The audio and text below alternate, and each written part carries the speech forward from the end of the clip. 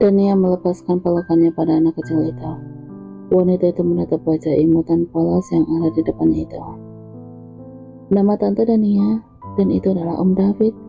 Kami adalah teman ayahmu, ucap Dania berusaha tersenyum di depan anak tersebut.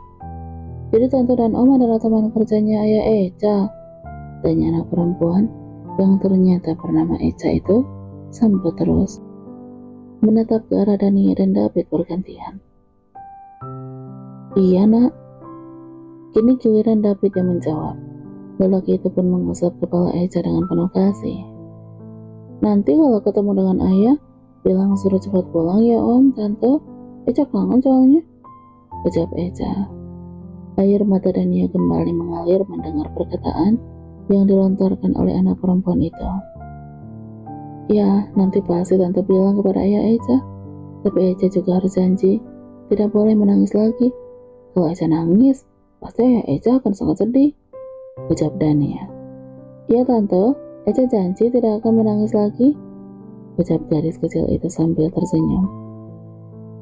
Anak pintar, sekarang Eca main ya. Tante dan Om mau bicara sebentar dengan ibu, ucap Dania. Baik Tante, jawab gadis kecil itu lalu segera menuju ke arah boneka beruang dan terletak di atas kursi. Kemudian dia pun asik bermain. Silakan duduk Bu Dania, Pak David, ucap Ibu Eca. Dania tersenyum lalu segera duduk di sebuah kursi yang ada di ruang tamu. Sebelumnya kami berdua mengucapkan turut berduka. Kami juga ingin minta maaf jika kebakaran itu membuat Eca kehilangan seorang ayah, ucap Dania. Ada rasa sesak dalam dadanya saat mengatakan hal itu. Ini bukan salah ibu. Itu semua adalah musibah yang memang udah ditakdirkan menimpa ayah Eca, Bu, ucap wanita itu sambil mengusap air matanya yang jatuh di pipinya.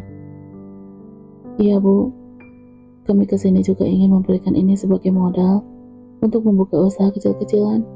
Kami tidak bermaksud untuk menggantikan maupun membeli rasa sedih Eca dan juga ibu.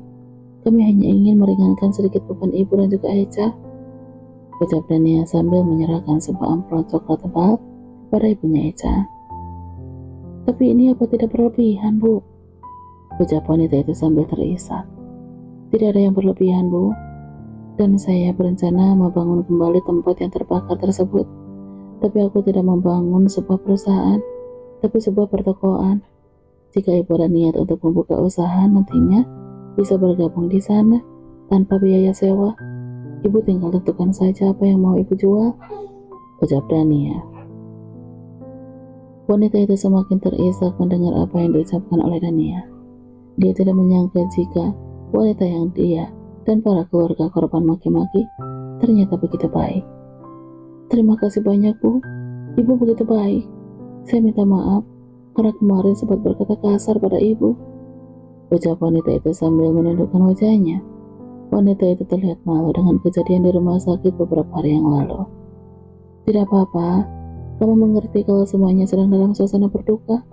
Ditinggal seseorang yang kita cintai secara tiba-tiba, tentu saja itu berpengaruh dengan pikiran dan emosi kita saat itu, ucap Dania sambil terus tersenyum. Kalau begitu, kami permisi ya Bu. Jangan sungkan menghubungi kami jika membutuhkan sesuatu, ucap Dania. Iya Bu, jawab wanita itu sambil menganggukkan kepalanya pelan. Dania dan David pun segera pergi dari tempat itu. Mereka pun melanjutkan ke tempat para korban lainnya. Dan rata-rata mereka meminta maaf pada Dania dan juga David atas kejadian di rumah sakit beberapa hari yang lalu.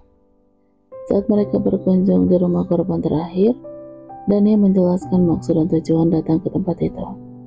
Tapi ternyata, lelaki yang merasa sangat kehilangan putranya itu malah marah dan mengamuk saat Dania memberikan uang bantuan padanya.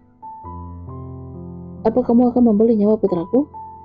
Teriak lelaki itu sambil melotot tajam ke arah Dania.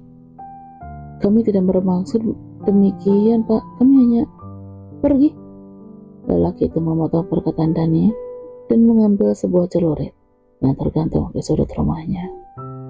Apa yang mau Bapak lakukan? Apa Bapak ingin dipenjara? Tanya istri dari laki-laki yang membawa celurit itu sambil menangis. Aku akan melenyapkan orang kaya itu. Dia yang membuat anak kita tiada, Bu. Ucap lelaki itu sambil terus menatap Dania, yang kini sudah disembunyikan David di belakang punggungnya. Anak Bapak meninggal sudah takdir. Janganlah buat kepergian anak Bapak jadi sebuah alasan untuk Bapak berbuat kesalahan yang akan Bapak sesali nantinya. Ucap David mencoba menenangkan laki-laki yang sedang dikuasai oleh amarah itu. Pak David, benar Pak, semuanya udah takdir. Walaupun Bapak membunuh semua orang yang ada di sini, tidak akan membuat anak Bapak hidup lagi. Justru anak Bapak di sana akan sedih melihat Bapak dikuasai oleh amarah, ucap David. Lelaki itu seketika diam. Matanya yang tadi penuh amarah pun kini sayu. Celurit yang tadi dia genggam pun sekarang jatuh ke lantai. Dengan buru-buru istri dari Bapak tersebut mengambil yang jatuh di lantai lalu meletakkannya di tempat yang aman. David mendekati Bapak itu, yang kini sedang terduduk di lantai dan seolah tidak bertulang. Lelaki itu memapa Bapak tersebut untuk duduk di sebuah bangku. Maafkan kami, Pak. Kami bukan meminta Bapak untuk melupakan apa yang udah terjadi pada anak Bapak. Tapi kami hanya ingin Bapak mengikhlaskan semuanya, agar anak Bapak juga tenang di sana. Ucap David sambil menatap Bapak itu sendu. Lelaki itu membayangkan, jika itu adalah ayahnya, pasti juga akan melakukan hal yang sama. Susah untuk menerima kepergian anak yang dicintainya, apalagi jika anak itu anak semata wayangnya.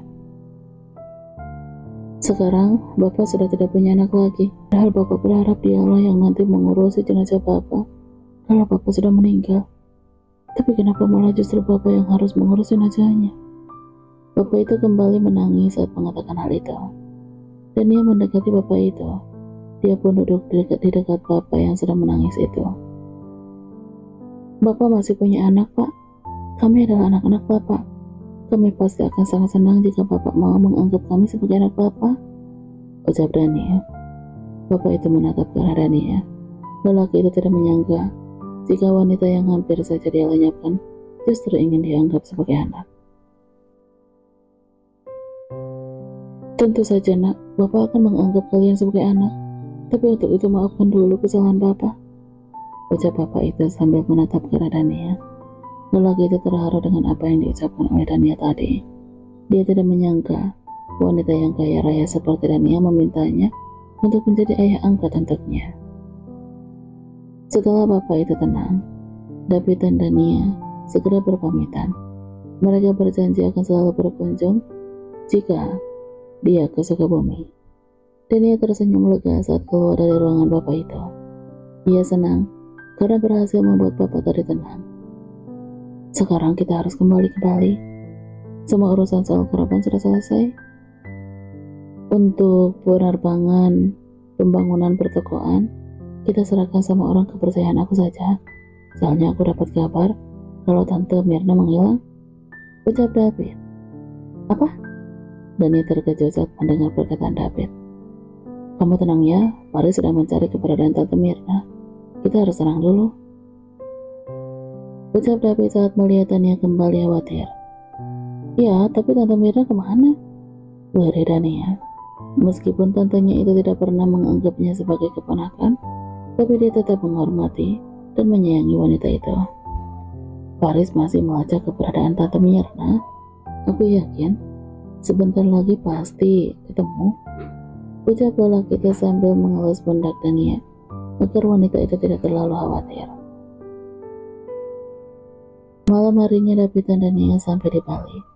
Mereka langsung disambut oleh ayah dan ibu David. Bimarni pun ikut menyambut kedatangan pasangan yang baru saja menyelesaikan masalah besar tersebut. Bagaimana, Nana? Apa semuanya berjalan dengan lancar? Ucap Tuan Indra. Lancar ya, walau ada drama juga sih. Tapi alhamdulillah, sekarang semuanya udah clear, ucap David sambil tersenyum. Syukurlah kita lega mendengarnya, ucap Nyonya Azmita. Bagaimana kabar tentang Tante Mirna ya? Tanya David. Tuan Indra menghela napas panjang sebelum menjawab perkataan anaknya. Kamu tidak usah memikirkan Tante Mirna, biarkan aja dia menjalani hukumannya. Ayah mendapatkan laporan dari anak buah ayah kalau dalang dari kebakaran perusahaan Dania itu adalah Tante Mirna. ucap Tuan Indra. Apa? David dan Dania sama-sama terkejut saat mendengar apa yang diucapkan oleh Tuan Indra. Ayah terpaksa tidak memberitahukan padamu saat kamu masih di Sukabumi. Takutnya kamu akan semakin banyak pikiran, ucap Tuan Indra. David dan Dania masih terpaku. Mereka masih tidak menyangka jika tantenya bisa berbuat sedemikian kejam. Kenapa tante tega berbuat hal sekejam itu ya? Bahkan banyak orang yang menjadi korbannya, ucap David masih bingung dengan akal pikirannya Mirna. Manusia kalau sudah menyimpan kebencian dalam hatinya akan susah berpikir, nak. Walaupun orang berbuat baik tidak akan pernah dibilang baik. Kenapa? Karena pandangannya kepada orang yang tidak dia sukai itu sudah jelek. Jadi apapun yang dilakukan ya tetap aja jelek, ucap Tuan Indra. Apa dia masih membenci aku dan ibuku, Om? Tanya Dania terlihat sedih. Kamu tidak usah memikirkan hal itu. Kebencian seseorang pada kita itu bukan kesalahan kita, tapi kesalahan orang kepada bayinya, karena dia tidak bisa berlapang dada untuk bisa menerima kenyataan dalam hidupnya, ucap Tuan Indra. Lagian, ayah juga tahu kok, kalau Mirna itu baik-baik aja. Ayah rasa orang ini menculik Mirna hanya untuk memberikan wanita itu pelajaran, agar dia tidak lagi memelihara kebencian dalam dirinya, ucap Tuan Indra. Apa ayah sudah mengetahui keberadaan tante? Dania terlihat bingung dengan apa yang diucapkan oleh Tuan Indra. Sebenarnya sudah, tapi aku mendukung orang itu. Biarkan tante kamu menyadari kalau harta dan juga rupa bukanlah tolak ukur mendapatkan kebahagiaan dan kehormatan, tapi kebaikan hati dan kejujuran adalah modal utamanya. Biarkan tantemu itu belajar untuk menerima takdir Tuhan, ucap Tuan Indra. Entahlah, aku tidak mengerti dengan apa yang Om maksud, tapi aku sangat percaya dengan keputusan yang Om ambil, ucap Dania sambil tersenyum. Wanita itu percaya jika apapun yang Tuan Indra lakukan itu pasti demi kebaikan untuk semuanya. Sekarang lebih baik kalian istirahat. Kalian pasti capek kan? Ucap Nyonya Asmita. Kami tidak capek kok, Ma. Malah sangat happy, ucap David sambil tersenyum. Dania mengerutkan keningnya mendengar jawaban dari David. Apa kamu bahagia dengan musibah yang terjadi? Tanya Dania. Bukan begitu maksudku, Dan. Aku bahagia karena bisa selalu berdua denganmu saat di Sukabumi, ucap David. Dia tidak mengira kalau Dania akan bertanya seperti itu. Bahagiamu itu tidak pada waktunya, ucap Dania lalu pergi meninggalkan David yang masih terpaku di tempat. Tuan Indra tergagap melihat anaknya yang terlihat panik. Yang sabar, itu ujian, ucap Tuan Indra lalu beranjak meninggalkan anaknya yang masih terdiam. Enggak apa-apa, nak David. Nanti biar Bibi yang ngomong dengan Dania, ucap Bimarni lalu beranjak menuju kamar Dania. Terima kasih, Bi, tapi biarkan saya sendiri yang bicara dengan Dania, ucap David. Bimarni pun menghentikan langkahnya dan menganggukkan kepalanya pelan. Setelah itu pun David langsung berjalan menuju kamar Dania. Lelaki itu mengetuk pintu kamar Dania yang dia cintai itu.